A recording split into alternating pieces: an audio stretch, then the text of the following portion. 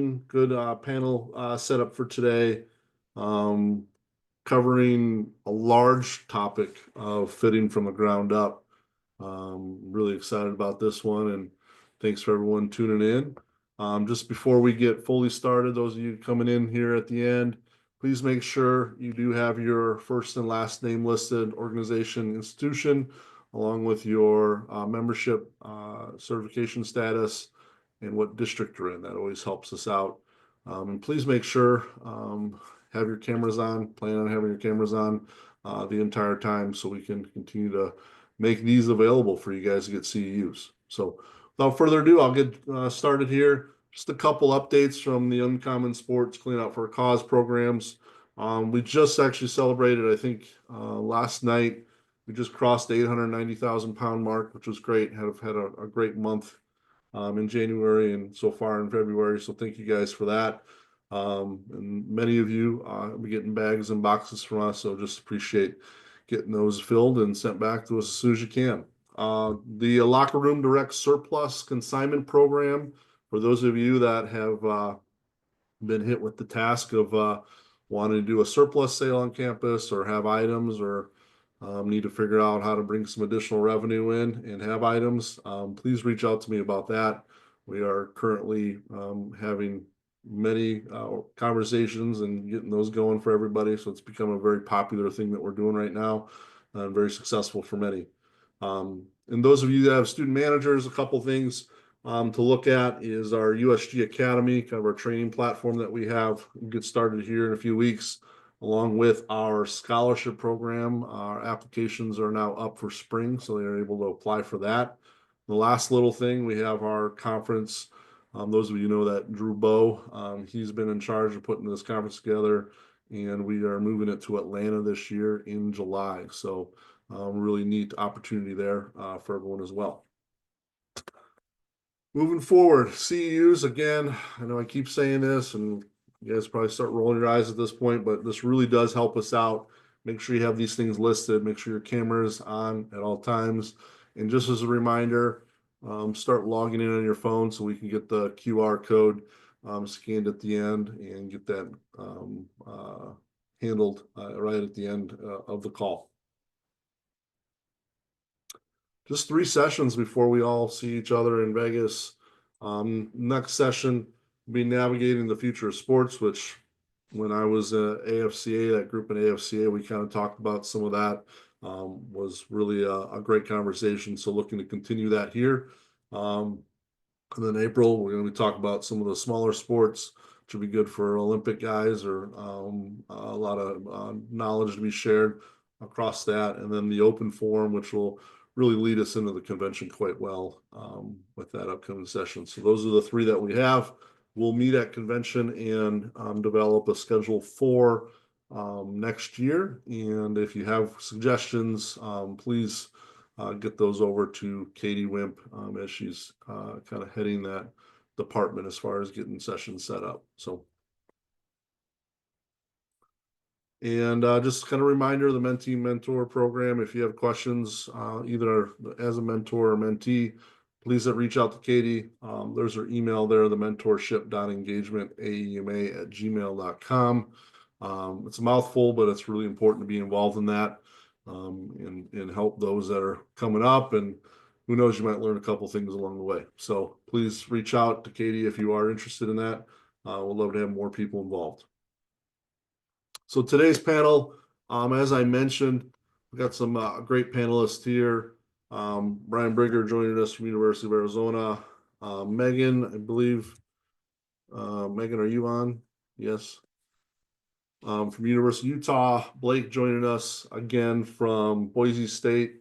And then Pete Stevens joining us from University of Delaware. So again, the focus of this is really fitting from the ground up. So we really got a great panel, not only in depth of different levels, but also different sports they've been involved with in the past and present, and getting into the details of how they fit and getting some feedback on that. So without further ado, let's jump into the questions and we'll get started. Just real quick introductions. Brian, we'll start with you. Pete, we'll go to you next. As I don't see Megan or Blake on yet, so it might just be the three of us here. I'm Uh, on. okay, sorry. Gotcha, Megan. Thank you. Um, as far as introductions are concerned, what is your current role? What's your experience? And what's your favorite part of being equipment manager? So, Brian, we'll start with you. Megan, then we'll go to you next. All right. Hi, everybody. Brian Brigger, University of Arizona. My current role is Assistant Athletic Director of Equipment Operations, overseeing all of equipment. My main two responsibility for sport-wise is men's basketball and men's golf. I've been doing this for 25 years, if you count my years as a student manager way back in early 2000 at Xavier University. So been in it a while.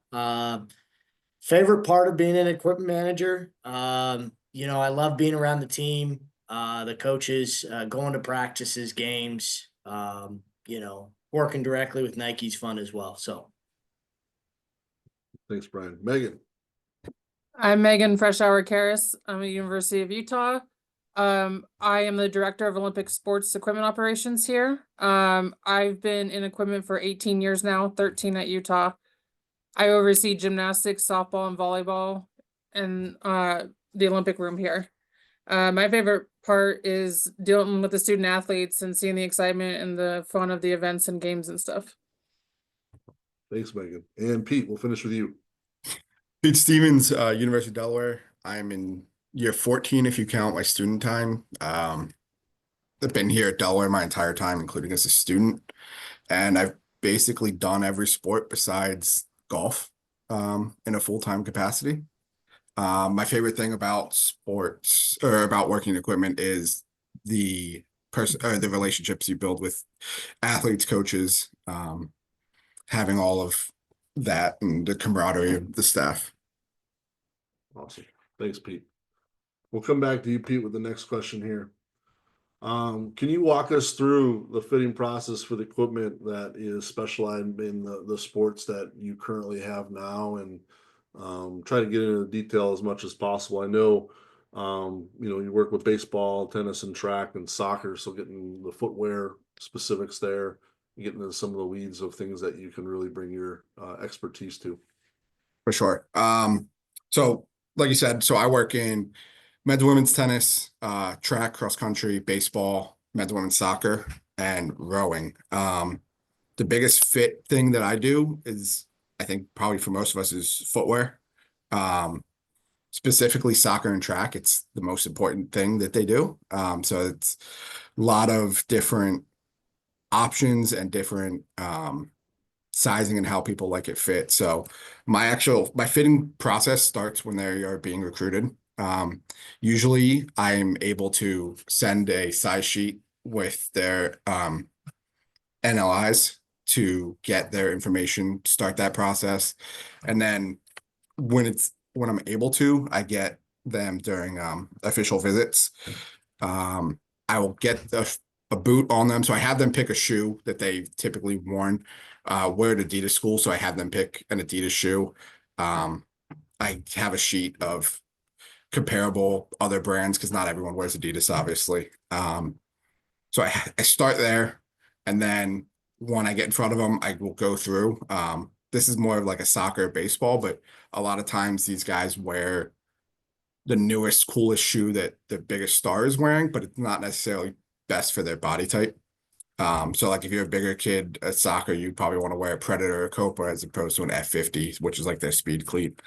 So I'll sit down, I'll have those conversations with them, and then they go away after their officials, and then we essentially resize them all when they get back to campus that first time. All of my athletes are sized 3 times a year. I'll size them when they get here. I'll size them after the season, and then I'll size them again in the kind of the middle of their off season. Weight room, our strength coaches do a great job, and there's body changes and all that. So just to make sure everything's up to date. Yeah, those are the points I wanted to hit. So The one question I had for you, I know you maybe have some medical issues where you got people that need to put on a different shoe. How do you handle that? Are you working with the training staff? How are you notating that for the future? What is your process with that? So how we do it at Delaware is if there's a medical issue, it has to be documented through our sports medical group. Then we will go work with Adidas and go through every available shoe option that will work. So if say I'm going to use soccer as an example, say they want an F50, the F50 really hurts their feet. Well, then we're going to try every shoe that Adidas makes before we get to that point. If we get to the point where no Adidas shoe is working for some reason, then we have the opportunity to potentially get an exemption from Adidas to use a different brand. It has to be a non-compete. So it can't be your Nikes, your Under Armours. It would have to be like Asics. We've done New Balance in the past. But basically we will go through every option to keep them in Adidas, including we've had Adidas make us a specialty shoe before. So that was a football back in 8 years ago now, but we had Adidas work with us, scan the kid's foot. They brought it all out, and Adidas would make it for us. So we really, really try to avoid that. It obviously does happen, but they have to go through like a 6-7 step process before they can wear a different brand. Usually that dissuades them too. At that point, they're like, it's actually not that bad. Thanks, Pete. Appreciate that. Awesome transparency in the process. Megan, with your soccer, track athletes, volleyball, can you explain kind of some of the sizing and fitting that you do there? Yeah, we'll start kind of getting an idea of what they wear when they come on their official visits and everything, because they'll let us know what size. We'll send out a couple sizes for the photo shoots and everything, but mostly with soccer, they usually come in the summer. So we're sizing them as soon as they come on campus. We bring them in, we ask their size, we show them the different cleats to see what they like, put them in it, check all around, make sure it's a good fit on the toe, on the sides, everything, make them walk around a little bit. And if it doesn't feel good after a practice or two, we tell them to come back in. Let's find a different size or different style. Same thing with volleyball. A lot of them, like I have 5 of my 7 already here. So as soon as they got on campus, we got them sized and everything. And same with track. And they usually come like right when school starts or they report. So we size them when they come to report and everything, and then just try different options if they're not working. Like to ask the same question that I asked Pete as far as the medical exemption to see if there's a difference here, but when you get a request medical wise, what's your process with that? And if it's any different or how that maybe has changed since you've been at Utah so long? Our process is very similar to what Pete does. We work with the athletic trainers, like the request has got to come from them. We talk it out like what's going on. We try every style. We brandic their foot just to make sure they're in the proper size. That's the first thing we do. We do have a foot scanner when it wants to work, and we can get that information and send it over to Under Armour. And then we start to work with Under Armour to see like what is the issue, what's really going on. We do give Under Armour the information of the other shoes that they've worn in the past, like in different brands, and like why they like that and why that works differently. Because we're going through that process now with men's basketball and lacrosse. And then we also work with the athletic trainer, like with the lacrosse example. I know I'm not talking about lacrosse and thing, but he has multiple injuries and the cleat on the bottom is hitting right where his foot was broken. So we were trying to find different cleats and different ones that are placed differently. Under Armour now is starting to do custom shoes for us when we have these issues to get the kids into an Under Armour footwear. And if for some reason, like our lacrosse guy right now is in New Balance, we just have to make sure we can't see any logos on any of the shoes. We got to cover them up or remove them. Awesome. Thanks, Megan. Great information. Brian, we'll kick it over to you. Yeah, very similar process. When the men's basketball comes for their visits, whether that's unofficial or official, I'm always asking what shoes they like to wear. Tell them what I have on the shelf, what I'm able to get. So I keep track of all that. And then when they arrive in May or June, July, I'll have a couple options for them. And then, you know, I always go to practices a lot and see what they're wearing, seeing how they're playing to make sure and it fits. Obviously, I can tell if it's a little too big or if it's too tight, you know, just staying in touch with them to make sure it's fitting properly. But pretty much, you know, basketball is a very unique sport. I mean, I have guys that, you know, I'll give them a pair of shoes. They won't wear what I have. They buy their own shoes a lot of the times. And then it's unique in the sense also that I have guys that switch during the games. They'll wear 2 pairs for the game. So it's a little different. With that, I'm trying to pay attention if they're sliding during a game, asking follow-up questions after, like what the issue was. You know, biggest thing for me is I work with well with our athletic trainer, making sure that I know of any injuries that they have, or he tells me of foot or ankle, and go that way. But it's pretty much how I just kind of ask them what they like to wear and go off of that. Same thing with golf. You know, also with golf, you ask them how they like if the spike that they have underneath. You know, there's a couple options out there.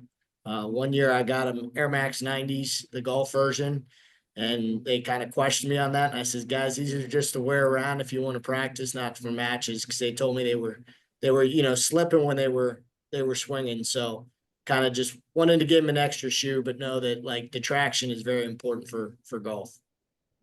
Awesome.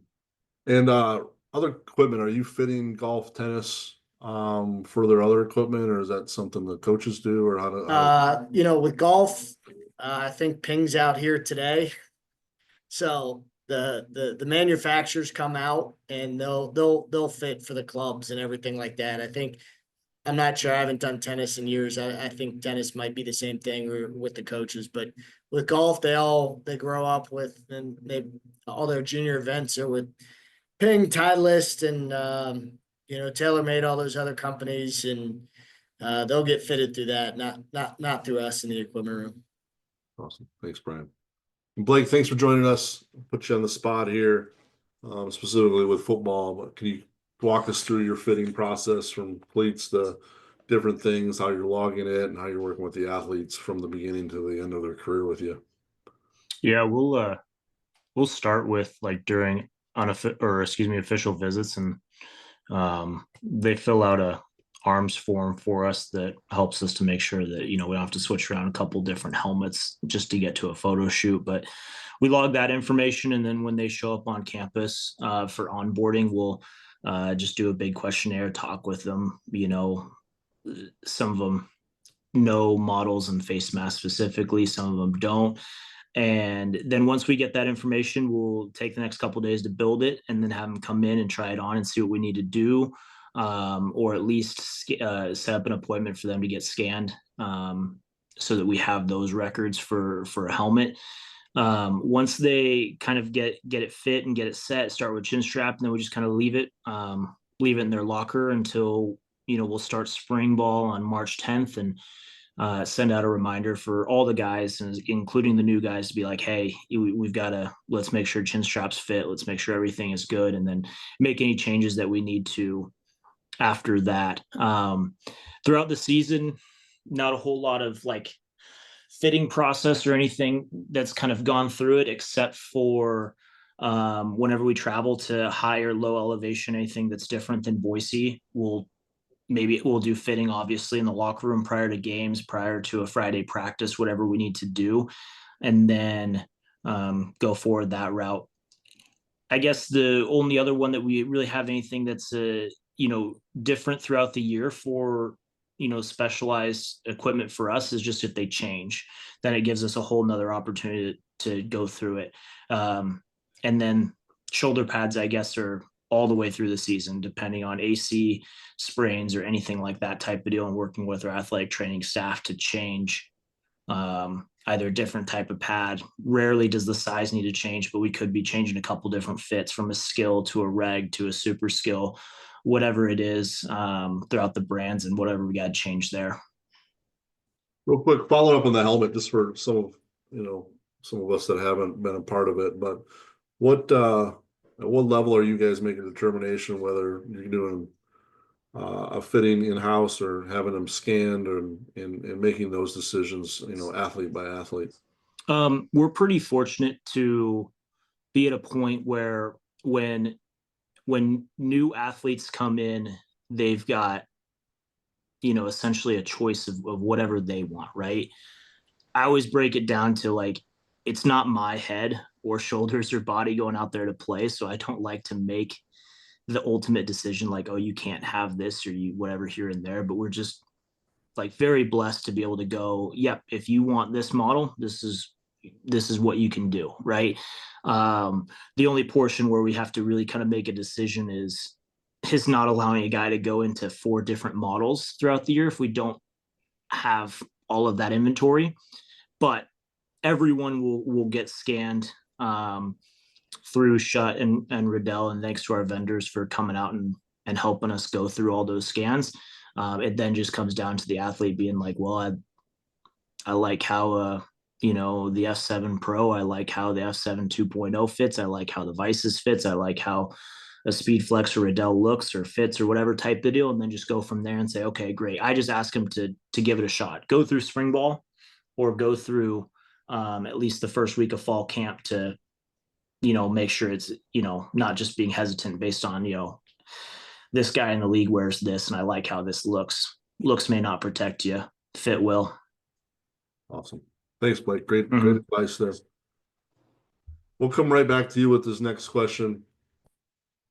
What, if any, devices, technology, things like that you are using to help in your fitting process, and how are those help improve the process, and have they been worth the investment? I know Megan probably has some shared on the foot scan process, as we've already heard, but yeah, what are you using? What, even if it's old school tape measure type stuff, but love to get the details for everyone to hear.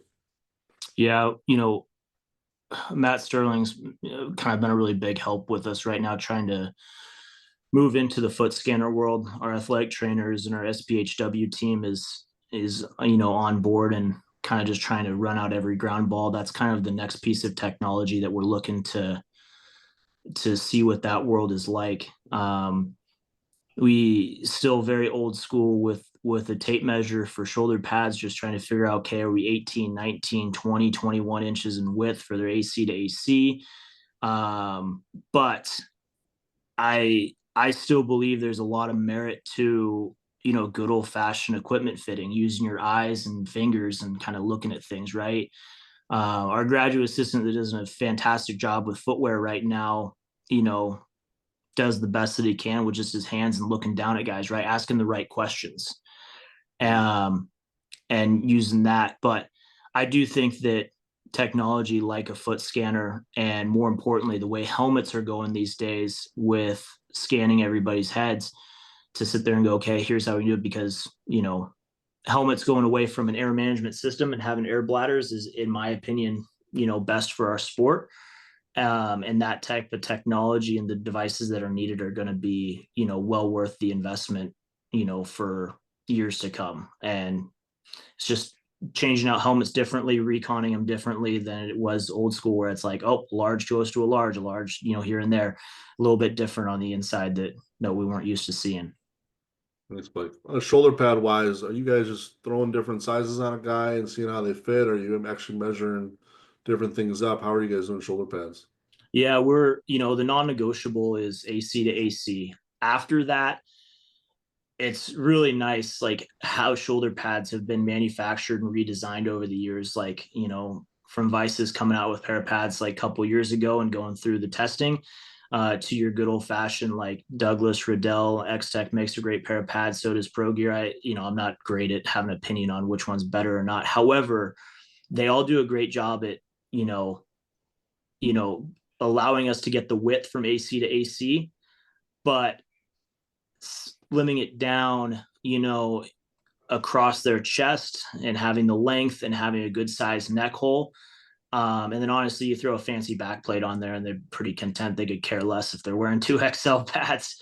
I don't mean to trash talk the players too much, but in reality, we get away with some stuff like that. You say, hey, I got my width to it, but I got smaller caps and cups, and they like that. They like that it looks good under pads. And sometimes you just fit them by putting a game jersey on and be like, hey, how does this fit? It's like, oh, this actually feels okay. And it's like, yep, that works. So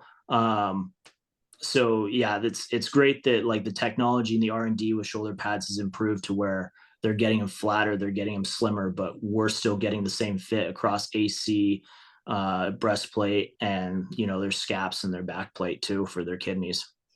Awesome. Thanks, Blake. Brian, we'll kick it over to you. Yeah, I kind of go to the old fashioned way, they put it on, I kind of look at it and they tie their shoes and just kind of go off a feel. I mean, football a couple years ago ordered a scanner, and I know football uses it along with soccer. They'll scan the athlete's foot and it'll put out what shoe works best. I haven't had to need to use it yet for basketball because most guys are in the shoes that they like to wear. Same thing with golf. But yeah, the old fashioned way just works. Just have them put it on, and when you have to tell them too, like when you put the basketball shoe on, what are you wearing in the game? Are you wearing one sock? Are you wearing ankle tape? Or do you have two socks on? Because if they're wearing low cut socks when you try shoes on, that's not what they're wearing in the game. So it's not going to be the correct fit. So, I have guys that might go up half a size or a full size if they have two pairs of socks on. Way back in the day, I had a kid, Trayvon Whittle. He's now an assistant at Fordham. He was a 9.5 in his regular shoe, and he was an 11 in a basketball shoe because he was wearing 3 pairs of socks. He felt comfortable. He liked the movement there. He had no foot problems. But just getting to know the athlete, talking to the athlete, and making sure it's fit that way. Awesome. Thanks, Brian. Megan, we'll go to you.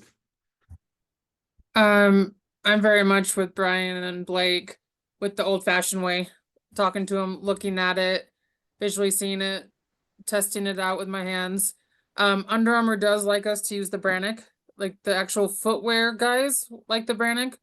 Our rep likes the foot scanner. The foot scanner does give us a lot more information and everything if we need it, especially if the guys or the athletes are having issues with shoes. But the foot scanner is very finicky and doesn't always like to work for us. So for those of us that haven't worked with a foot scanner before, what kind of information is that pumping out when it is working for you? It's giving the size of each foot. And a lot of times the 2 feet are different. I think everyone has experiences that with the athletes. The width, I'm spacing, sorry. Like how, like sorry, I'm like spacing the name of it. The arch? The arch, thank you. The arch length, and a bunch of different, every measurement of the foot we can get because it's a 3D scanner, and actually sends us the scan of the foot so you can see it in a 3D model. Perfect. Thanks, Megan. Mm-hmm. And Pete, we'll finish with you. I kind of do the same thing. Just like have the athlete throw it on. I always tell my athletes, I'm not going to let you go out in a shoe that's very obviously going to hurt you, but I'm also not the one wearing it. I've been asked countless times if I could feel people's feet to tell me if they fit. And I tell them, look, it's all about how you want to wear it. Like I have track athletes who wear their sprint spike a size smaller than their normal. I have a baseball pitcher who wears a size up in his spike. So it kind of varies. And I let the athlete make the call on that. And then you asked about the devices that we use. We use just regular cloth tape. I'll have guys throw it on. But I think the biggest device that we use is probably our foot stretcher or our shoe stretcher. I'm sorry. We got these a few years ago, and I can make a shoe a size bigger if I have to, which is super helpful. Because a lot of times you'll run into athletes who they're not a 10, but they're not a 10.5. So I can kind of finagle to make it like a 10.25. And that's been probably the biggest device, the most useful, absolutely worth every penny. We just got them on Amazon. They showed up and they've been the best thing that we have in our equipment room, probably. It's awesome. Thanks, Pete. We'll come back to you with the next question here. Talk about fitting and ordering uniforms. Obviously, I think every one of those calls under a interesting window as far as how early we have to order and knowing what size our athletes are and things. So what's your process, Pete, with fitting and do you get sizes like we talked about, during campus visits? When do they arrive? Are you resizing them? Are you allowed some grace and getting different ones if you need to? Walk us through that process. Yeah, so for uniforms, we like most of us, we try to get ours 3 to 6 months in advance of the season.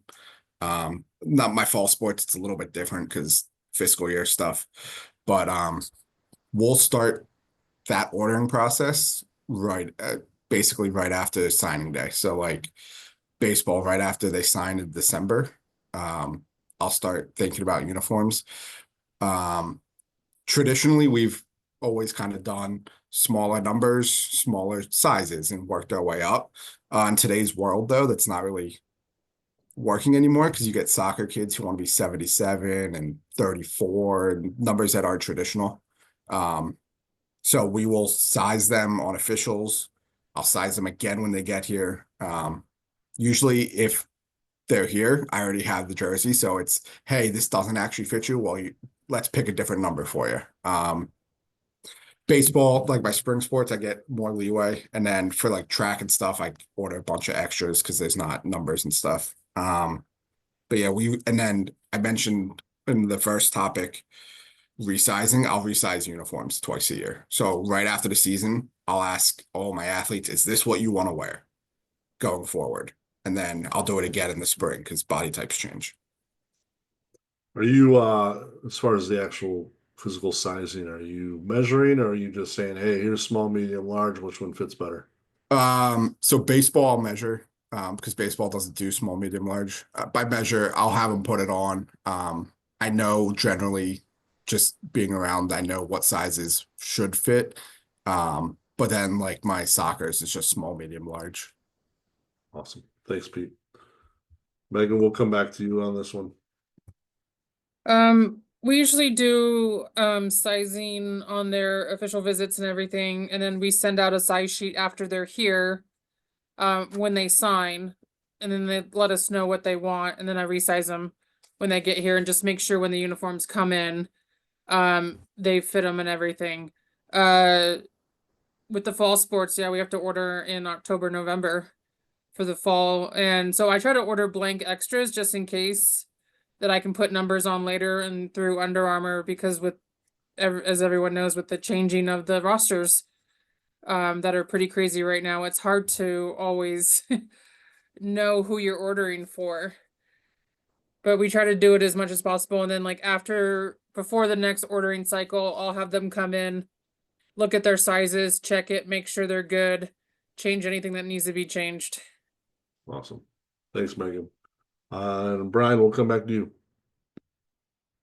Yeah, I have them try their jerseys on official visits. And with that, I ask them, you like wearing it tight, loose? Sometimes the jersey itself is, I have the number that they want to wear for the official visit, but the, length is too short or too long. So I ask length. And, our strength coach does a really good job in the summer with them. So I know they're going to get stronger and they're going to get bigger. So I always talk to them like, hey, like it fits now, but you're going to be here. And by the time the season starts, you might go up from a 48 to a 50. So I just kind of talk to them through that way. Like everybody else, you're ordering so far in advance that I have enough extras. I luck out. My budget's a little bit bigger than most. The one advantage I'm gonna like now is the roster limits that are heading our way. I currently have 20 on men's basketball this year. So next year I'm gonna have 15. So the ordering is gonna be a little bit easier. And most of the athletes fit into the right areas from a, I go numbers, not letters with Nike. So I have a lot of 48s and 50s, but +2s and +4s. So I kind of just talk to the athlete, see how they like it. I could have a kid that wants it really tight, and all right, if you want it tight, if that's going to make you play better and you feel comfortable, I think Pete said it, with the shoes, he kind of does it that way. And I kind of do that too with shoes and uniforms. I'm not wearing it, they're wearing it. So if they're comfortable out there, I'll go off them, and what they want. Are you able to change out numbers and letters on basketball jerseys in-house, or you gotta ship them out? I can, I just get it from Nike and then just put it on locally. We'll order in November. I now don't have to have a roster size to Nike by May, which I'm hopefully going to push further back because probably won't know my full roster until June. But for the most part, that's the advantage I have, and I like it because it's like, all right, I'll order the jerseys I need in November, but won't have to actually put names and numbers on till May, which helps. But I do order enough extras that carry over. Thanks, Brian. And we'll finish with you, Blake. Yeah, we during our uniform order window, we've always kind of stuck to a certain formula of, we're always going to fill in on, X amount of 38s, X amount of 40s, yada yada here and there. And with the new chassis that we're in this year, we went to a size 36 for the first time for a couple of them, and we were a little low on it, which is okay. Guys that were on the travel roster were able to have a 36 for their game uniforms, and we just ordered more this past go around for Nike to hold and then put names or letters and numbers on them. We're actually sizing for game and practice uniforms right now for the guys, and we like to do that for these January mid-year guys after they have their strength conditioning and nutrition meetings. Because then our nutritionist and strength coach will just hand us the reports being like, hey, this is what their goal weight is supposed to be. And then while we fit the guys for them, being like, hey, you're 257 right now. Your goal by start of spring camp is supposed to be like 265. Maybe that makes a big size change for their size. Maybe it doesn't, but with just current sizes we have, may not be the right number. Throw it on them, throw them on their shoulder pads too, and just ask them, hey, do you like how this feels? Do you like this and that type of deal? And a lot of them, they may like it, but a lot of our guys just ask, like, does it look right? And I go, well,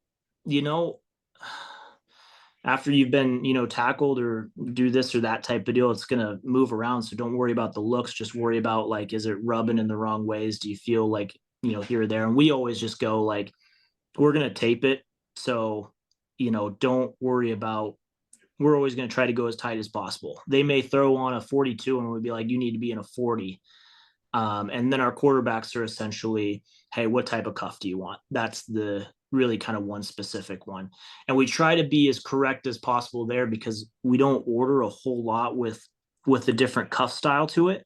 So we try to tell them, like, hey, what we pick right now might have to be it. We may not have an option to do something else. We can alter it the best we can without it looking too janky, but we try to be as correct as possible. And so that's probably the only tricky one, is the cuff style for our quarterbacks.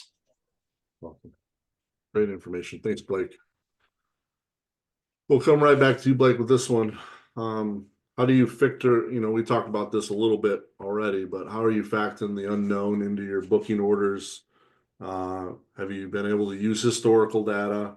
Like, one of the things that I don't think we've really gone over is, where are you keeping this historical data? Is it up here, or you got a paper and pen it, or how you're doing that so you can track that? And just, I know with track and field, common size with specific positions, things like that, those are common. So Blake, if you could touch on that with the football program there, and then we'll work back to you, Brian. Yeah, like Brian said earlier, so roster limits are going to be probably a really big help to us for the sizes and the quantity that we order. At least it makes it a little bit more fixed. Um, over the past couple years, we've said I'm going to give a hypothetical like 250 for a t-shirt. The next year we ordered 280, and then this year we ordered like 300. So we've just kept kind of pushing it.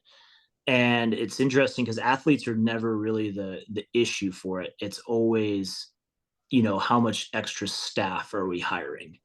And it's awesome that we have more and more student workers, whether it's the nutrition department, AT, us in the equipment room, but just more and more staff are being, are in our building. And if someone else has to worry about where their workspace is, and we got to worry about having enough apparel or footwear, then that's a good thing. So yes, we'll take the quantities that we do from the previous order, and then we'll use our inventory system to be like, well, we only have 5 2XLs left, but we have 80 mediums left on the shelf. Maybe we switch those over. And this is probably a bad equipment manager thing to say, but it's kind of trial and error. Like, we haven't run out in a dire way yet. We just would like to be maybe more balanced, because whatever we have for a surplus either goes to a surplus sale or is used for giveaway for our alumni association, for our coaches and external group here and there.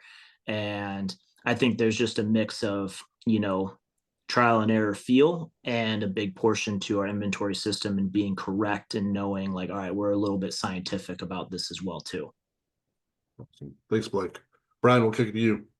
Yeah, very similar. I mean, I'll have 3 different size charts. I have, the players, the coaches / staff, plus the managers.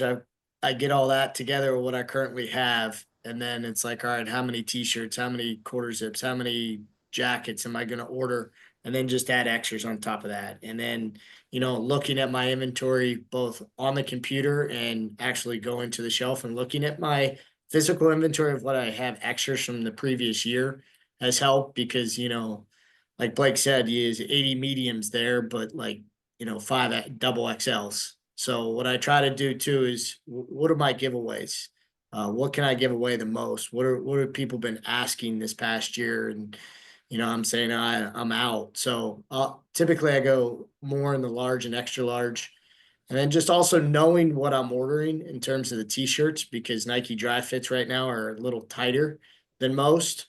So you're going to upsize that. I have guys that'll come in, they're large, and, hey, can I get a double XL for this? All right. So I make sure my size chart is not just what's your t-shirt size, what's your dry fit size, what's your hoodie size. And then, when I did soccer with women's soccer, I mean, women athletes on their hoodies, I'm learning, most of us probably know they like to wear it bigger. So you can't just say, you got to have like, what's their men's hoodie size? What's their women's hoodie size? What do they like to wear for practice compared to what they like to wear for games or travel? Like, the size charts aren't just 2 or 3 sizes anymore. It's a 10 to 15. And I think that helps us because we order so far in advance.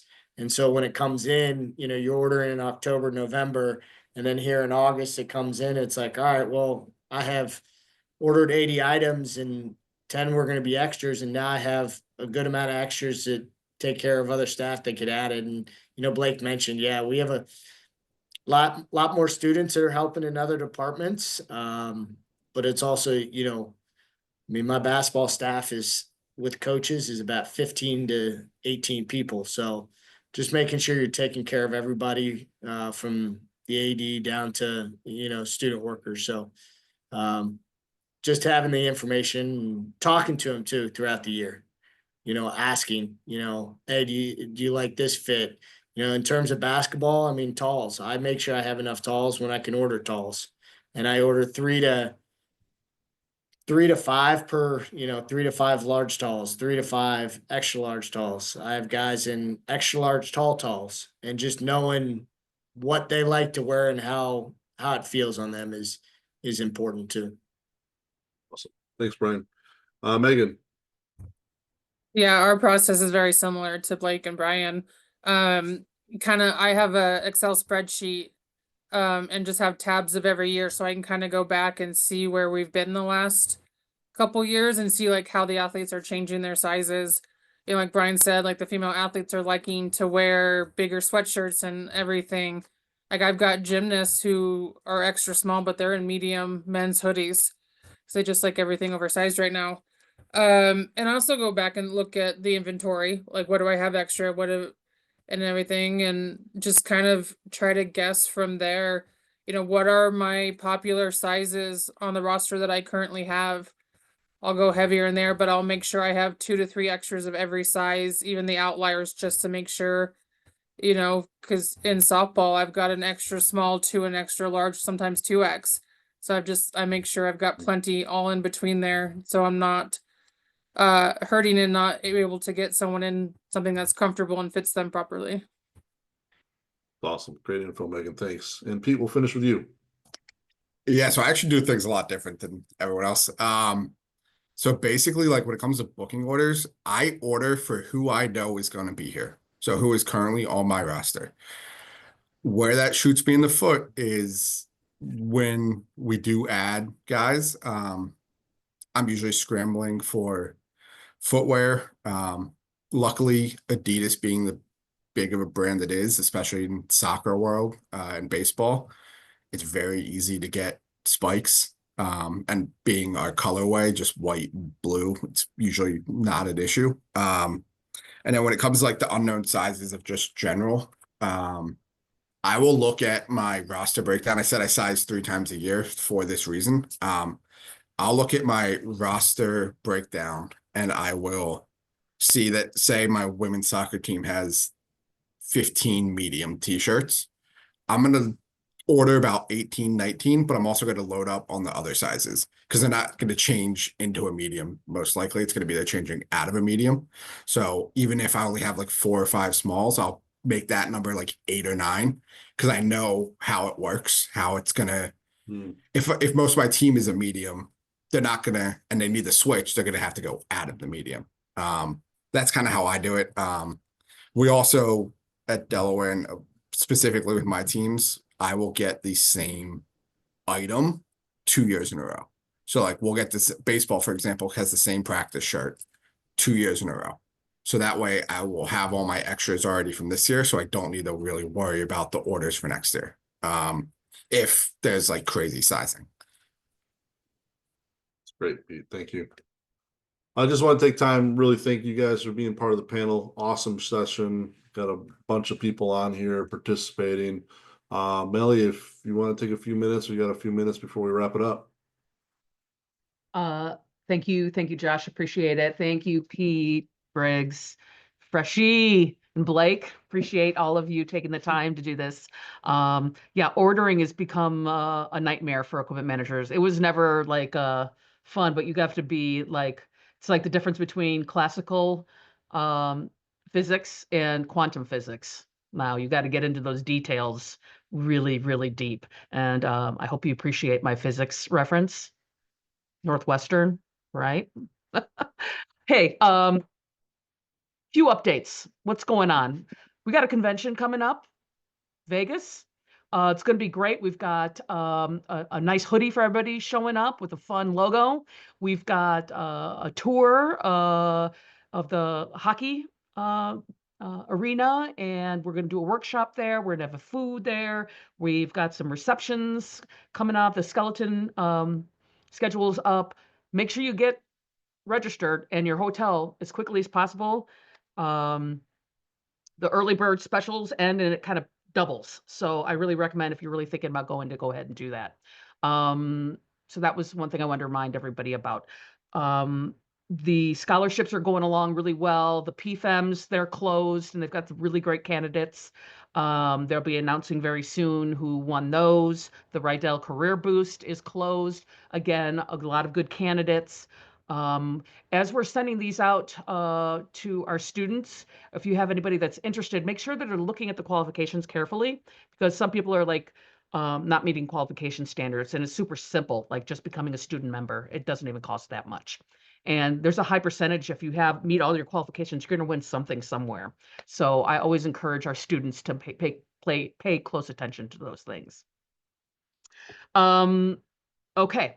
Next thing, I think last month, if any of you were on here, I talked a lot about certification, how this convention is going to be the last one with exceptions. So if you're on the fence about taking the exam, this is it. This is the last one. Everyone's been told there are not going to be very many exceptions. There will not be any exceptions. Let me rephrase that. I always try to be nice when I speak to people, not give cutthroat things, but this is a cutthroat thing.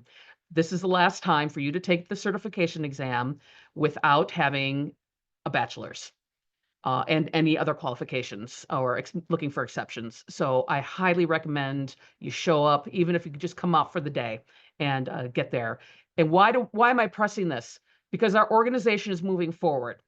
And what do I mean by that? We're hiring a new AD. We're hoping to have someone in place by mid-April, and that's their charge, is to get certification recognized, to become board certified.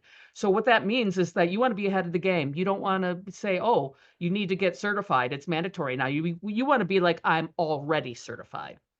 You're already certified. You also want to demonstrate your professionalism coming onto these Zooms, getting to conventions, learning from one another. That's what this Zoom is all about. We're all learning from one another. So I hope you appreciate the value that the AEMA is giving you now and what we want to be in a year, in 5 years. Okay.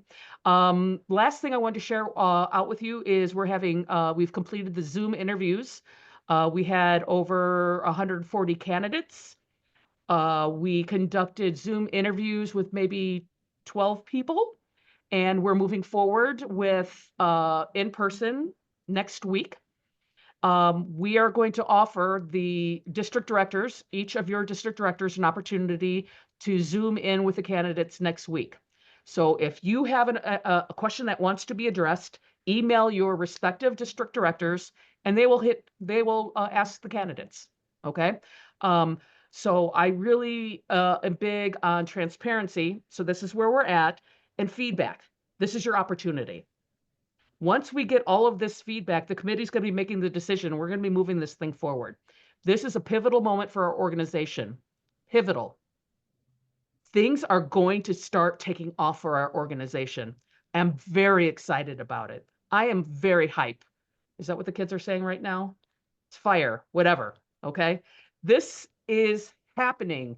Our organization is going to start moving. We're going to come out of our equipment rooms. We're going to march out there. We are going to do marketing campaigns. We are going to get the recognition and the pay we deserve.